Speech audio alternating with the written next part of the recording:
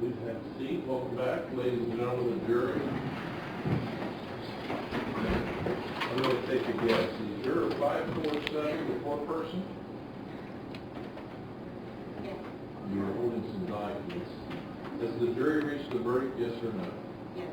You kindly hand the verdict forms to Mr. Levine.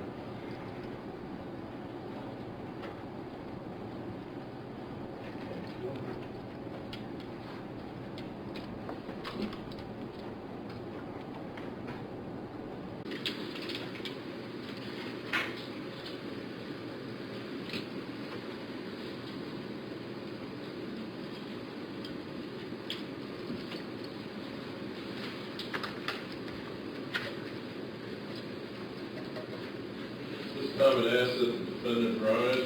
Counsel, court will read the verdicts. Verdict form number 1, charge of murder. We, the jury, being duly impaneled, find the defendant, Bradley Dean Young, guilty of murder in violation of Revised Code Section 2903.02b, an unclassified felony as charged in count 4 of the indictment. Appears to be signed by all 12 jurors. Verdict form number 2, endangering children. Reads as follows. We, the jury, being duly impaneled, find the defendant, Bradley Dean Young, guilty of endangering children, a second-degree felony in violation of Revised Code Section 2919.22b1 as charged in count 5 of the indictment. Appears to be signed by all 12 jurors. Verdict form number 3. Reads as follows. We, the jury, being duly impaneled, find the defendant, Bradley Dean Young, guilty of involuntary manslaughter in violation of Revised Code Section 2903.04a, a first-degree felony as charged in count 6 of the indictment. Appears to be signed by all 12 jurors. Verdict form number 4 reads as follows. We, the jury, being duly impaneled, find the defendant, Bradley Dean Young, guilty of endangering children in violation of Revised Code Section 2919.22a, a third-degree felony as charged in count 7 of the indictment. Appears to be signed by all 12 jurors. The defendant counsel may have a seat. Counsel requests that the jury be polled. Yes, Your Honor. Court, please. Very well. Ladies and gentlemen of the jury, the court's going to call upon you individually to indicate whether or not the jury verdicts, as I just read them, is your true verdict in this case. Understood? Do you understand the question? Everyone's shaking their head yes. I'll start with what I consider to be seat 1. Juror number 883, did you hear the court announce the jury verdicts? Yes. Were those your verdicts in this case? Yes. Juror number 831, did you listen to the court read the jury verdicts? Yes. Do those reflect your verdicts in this case? Yes. Juror number 168, did you hear the court read the jury verdicts? Do they reflect your verdict in this case? Juror number 752, did you hear the court read the verdicts? Yes. Do they reflect your verdicts in this case? Juror number 547, did you hear the verdicts as read by the court? Yes. Do those verdicts represent your verdicts in this case? Yes. Juror number 315, did you hear the verdicts as read by the court? Yes. Do they represent and reflect your verdicts in this case? Yes. Juror number 755, did you hear the verdicts as read by the court? Yes. Do they, as read, reflect your verdicts in this case? Yes. Juror number 821, did you hear the verdicts as read by the court? Yes. Do those verdicts reflect your verdicts in this case, as I read them to you? Yes. Juror number 817, did you hear the court read the verdicts in this case? Do those verdicts as read by the court reflect your verdicts in this case? Yes. Juror number 558, did you read, or rather, did you hear the verdicts as read by the court? Yes. Do those verdicts as read by the court reflect your verdicts in this case? Yes. Juror number 481, did you listen to the court read the verdicts in this case? Yes. Do those verdicts as represent your verdicts in this case? Juror number 765, did you listen to the court read the verdicts in this case? Yes. And those verdicts represent your verdicts in this case? Yes. Is counsel satisfied with the polling as conducted by the court? Yes, Your Honor. Very well. Any reason why this jury cannot be discharged at this time? No, Your Honor. Without thanks.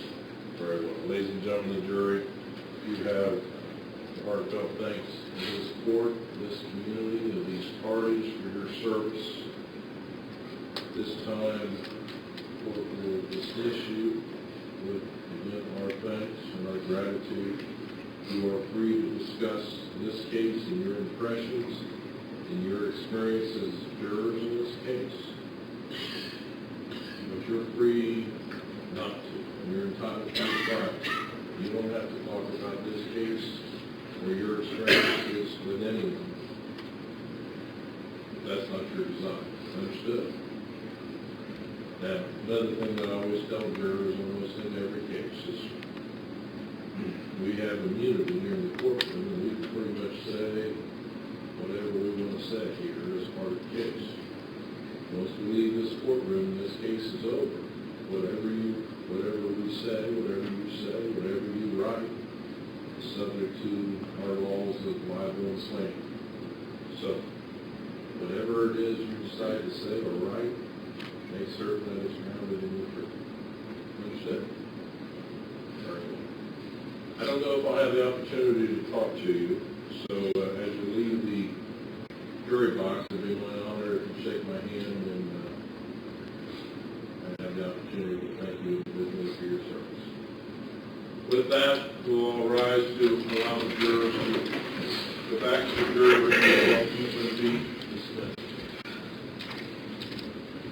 Thank you. Appreciate your service. Thank you.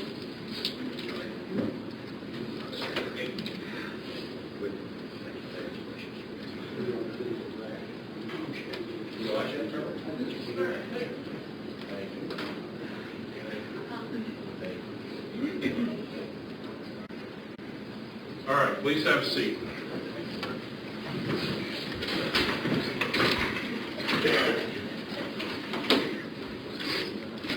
At this time, the court would like to conduct a hearing to make a determination as to whether or not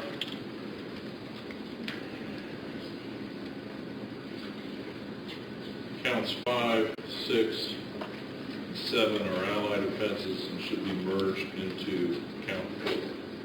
Any objection to conducting a hearing? We would agree to that, Your Honor. Very well. Agree to go forward, Your Honor, yes. Very well. The state have a position, well, does the defense have a position, we'll start with the defense, on whether or not these are allied offenses? Your Honor, I believe that they are allied offenses of civil or important, so much as essentially both child endangerment charges are grounded in the same practice. The involuntary manslaughter is obviously a lesser offense of the murder. The murder would incorporate the involuntary manslaughter, and we would ask that the court so on. State have a position as to whether or not these offenses are allied. Your Honor, in the state alleged in the bill of particulars, I would submit that they are allied offenses. I am very much in agreement. The court will find that they're allied offenses and should be merged. And I assume the state is requesting that counts 5, 6, and 7 be merged into count 4. That is correct, Your Honor. Thank you. That'll be the order of this court. Is the defense prepared to proceed with sentencing at this time?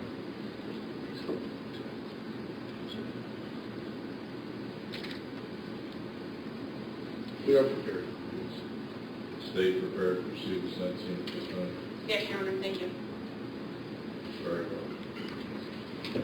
The defendant, please come forward, stand at the podium with his attorneys.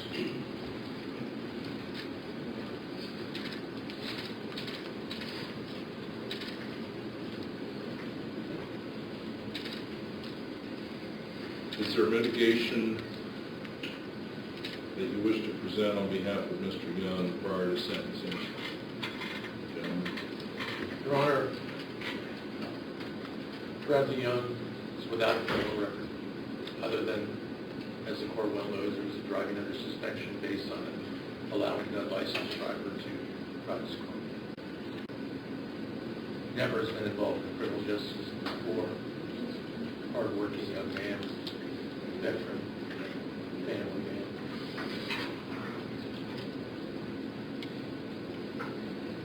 The only problem he's got right now is a guilty finding with the jury. Thank you, Mr. There was Chairman. nothing else.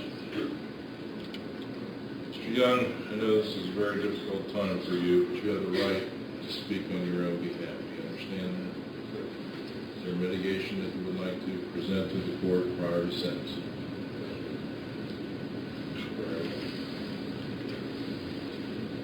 Does the state have anything you wish to present at this hearing, sentencing hearing? Yes, Your Honor, I know Ms. Kinner, Ms. Kinner would like to speak on behalf of the district. Why don't we allow the defendant to return to his seat here for a moment? Thank you, Judge.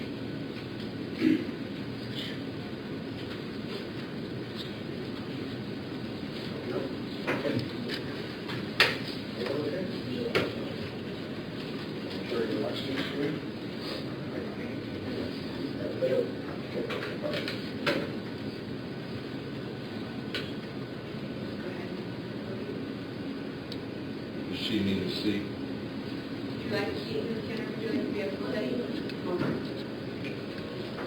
All right, ma'am, would you kindly start with your name?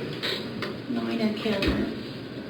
What do you wish to share with the court, Ms. Kinner? I would like to share with the court, thank you for the guilty vote. Brad deserves it. He killed my granddaughter on my birthday. He took my granddaughter. He took the life of my great-granddaughter. He took my grandson. He deserves what he gets. I don't feel sorry for Brad. I do feel sorry for Brad's father. He's done what any other father would do to protect his son. Thank you. You're welcome.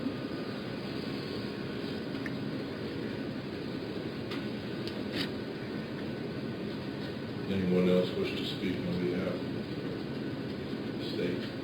Heidi Warden.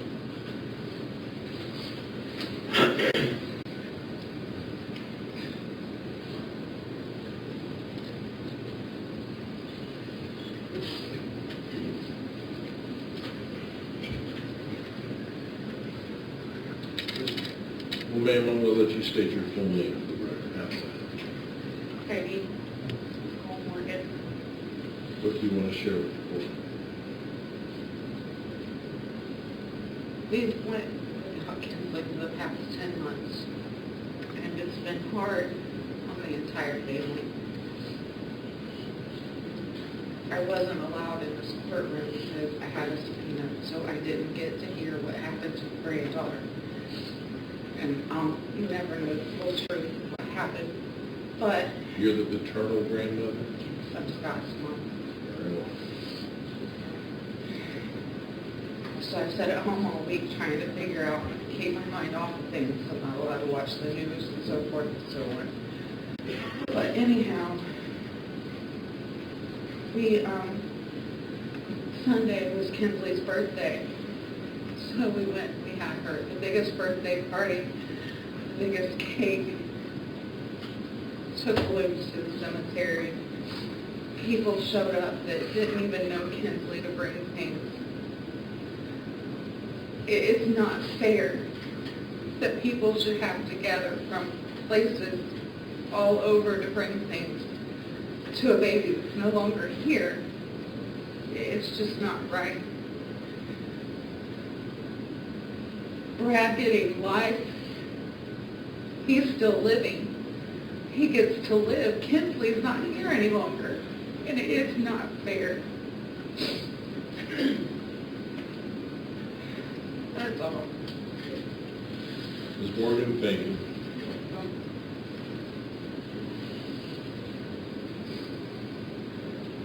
Anyone else on behalf of the state? No, Your Honor, thank you. Counsel wish to say anything on behalf of the state other than that? Not at this time, Your Honor. I think it'd be We serve on that. Thank You you. believe the fine to be mandatory? We understand that. You believe it to be mandatory? I do. All right, thank you. Thank you. You may return to your seat.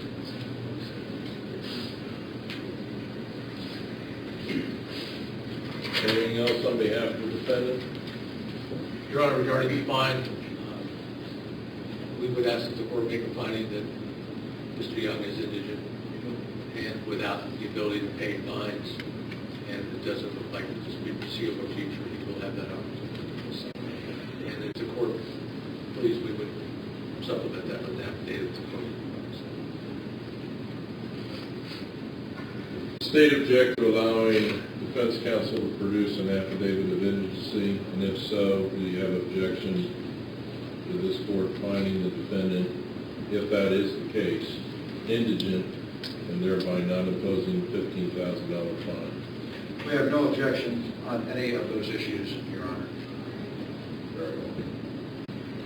With that, I will give defense counsel 48 hours to produce an affidavit of indigency, and I'll review it. If I find that, then I'll ask that the prosecutor's office prepare an entry reflecting that the defendant is indigent, and the fine will not be imposed as part of the sentencing entry. Understood? Any objection? No objection, Your Honor. That's the appropriate. Very well. Thank you, Your Honor. I think And that's how we'll proceed. Now, is there anything further to be presented on behalf of the defendant prior to sentencing on count 4? No, Your Honor. Thank Is you. there any legal reason why the court may not proceed with sentencing? there is time. Very well. The defendant having been convicted now, I'll allow him to remain seated. On count 4, thank you.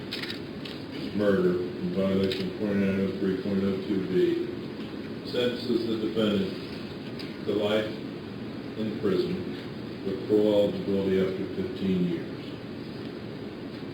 Will impose a $15,000 mandatory fine subject to vacating that fine in the event that the court finds the defendant indigent. To grant the defendant credit for time served. Order that the defendant be responsible for court costs in this case. The court has considered the defendant's financial resources, his ability to pay financial sanctions both now and in the future.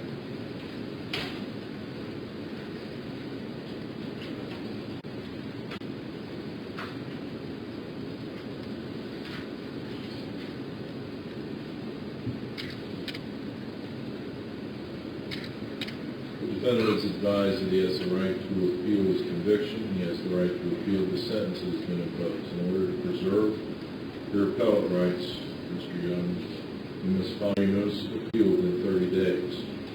If you are indigent, you have the right to have an attorney appointed to represent you, to have the appeal filed at the payment of court cost, and to have any documents necessary for your appeal provided to you without cost.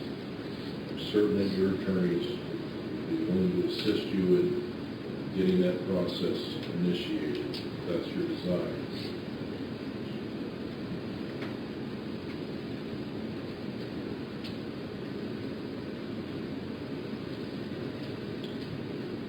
I don't believe this is an unclassified felony, that there's any warnings regarding parole that are necessary for this court to give as a Senate Bill 2 case. Does the prosecution believe that there's some type of parole warning that needs to be given to the defendant at this time? Your Honor, it's the state's understanding that since parole is an option, there is no warning required. Very well. Are there any questions regarding the sentence?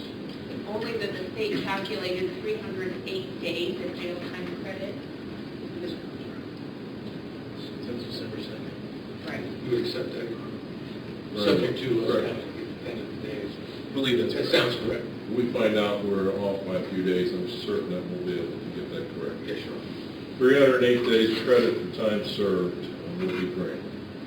The defendant will be held in the Butler County Jail until he can be transported to the Ohio Department of Rehabilitation and Corrections.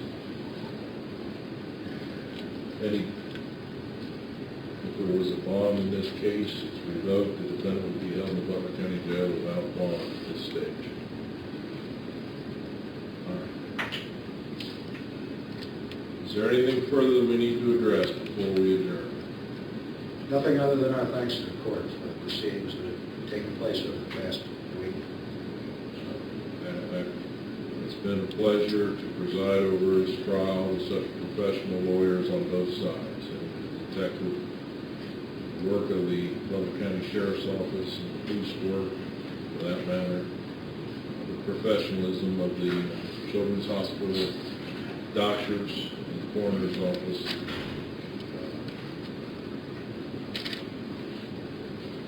It's been my privilege to preside over this trial. The issues are difficult. Counsel for the defendant, as well as the state, did an excellent job representing their clients. These are tough issues. It's a tough case. I wish everyone on both sides of the aisle best of luck putting the pieces back together and getting on with their lives. Good luck. So if there's nothing further with that, court will stand in recess. Thank you.